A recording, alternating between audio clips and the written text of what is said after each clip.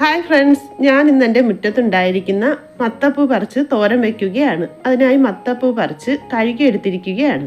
കായ്കൾ ഉണ്ടാകാത്ത മത്തൻ്റെ പൂവാണ് എടുത്തിരിക്കുന്നത്. ഇത് ഞാനൊന്ന് അരിഞ്ഞെടുക്കുകയാണ്.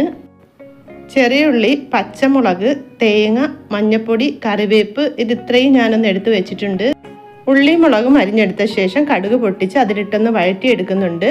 കറിവേപ്പില കൂടി ചേർത്ത് നന്നായിട്ട് വഴറ്റിയിട്ടുണ്ട്. അതിലേക്ക് മത്തപ്പൂ കൂടി ഇട്ട് ഉപ്പും കൂടി ചേർത്ത് കൊടുക്കുകയാണ്. തേങ്ങയും മഞ്ഞൾപ്പൊടിയും കൂടി ഒന്ന് ചതച്ചെടുത്ത് ആവി വന്നപ്പോൾ അതിലേക്ക് ഇട്ടൊന്ന് അടച്ചു വെച്ച് കൊടുക്കുന്നുണ്ട്. നന്നായിട്ടൊന്ന് ഇളക്കി കൊടുത്തതിന് ശേഷം ഒന്നുകൂടി അടച്ച് നന്നായിട്ട് ആവി വരികയാണെങ്കിൽ ഇതിങ്ങനെ തന്നെ ഉപയോഗിക്കാം. ഞാനിവിടെ ഒരു മുട്ടയും കൂടി ഒന്ന് പൊട്ടിച്ചൊഴിച്ച് കൊടുക്കുകയാണ്. ഇതിലേക്ക് 1/4 ടീസ്പൂൺ പെരിഞ്ചീരകം കൂടി ഒന്ന് പൊടിച്ച് ചേർത്ത് കൊടുക്കുന്നുണ്ട്.